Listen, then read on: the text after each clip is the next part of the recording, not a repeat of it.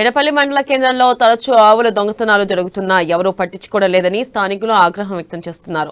ఆవులు దొంగతనం చేస్తున్న వారిని పట్టుకుని కఠినంగా శిక్షించాలని డిమాండ్ చేస్తున్నారు.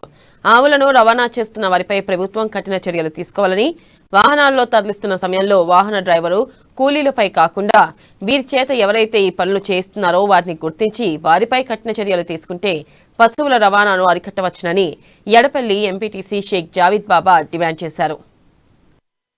రాష్ట్రాలకు తరలించి ఎడపల్లి గ్రామంలో నిన్న రాత్రి ఆవులు పోవడం జరిగింది. చిన్నపిల్లలు లేగలు అది గ్రామంలో చిన్న చిన్న చోరీలు కూడా అవుతున్నాయి. గ్రామస్తులు అందరూ కలిసి పోలీస్ స్టేషన్కి వచ్చి ఫిర్యాదు చేసి అదే విధంగా మరి ఇలాంటి గేదెలను దొంగతనం చేసే మాఫియాని ఖచ్చితంగా పట్టుకొని వాళ్ళని చట్ట ప్రకారంగా శిక్షించాలని కోరుతున్నాము. అదే విధంగా ఈ రోజు గేదెలన్నీ మాఫియా రూపంలో కొనుగోలు చేసి పట్టుకొని వేరే రాష్ట్రాలకు తరలించి వాళ్ళు బాగుపడుతున్నారు. అదే విధంగా ఇప్పుడు వాళ్ళను డ్రైవర్లను కానీ లేబర్ ని కానీ శిక్షించకుండా ఈ మాఫియా చేసి వాళ్ళని పట్టి ఖచ్చితంగా ఇది ఒక చట్టం తయారు చేసి ఈ రాష్ట్ర ప్రభుత్వం కానీ కేంద్ర ప్రభుత్వం కానీ ఆ మాఫియా చేసే వాళ్ళని పట్టుకొని ఖచ్చితంగా శిక్షించాలని మేము కోరుతున్నాము.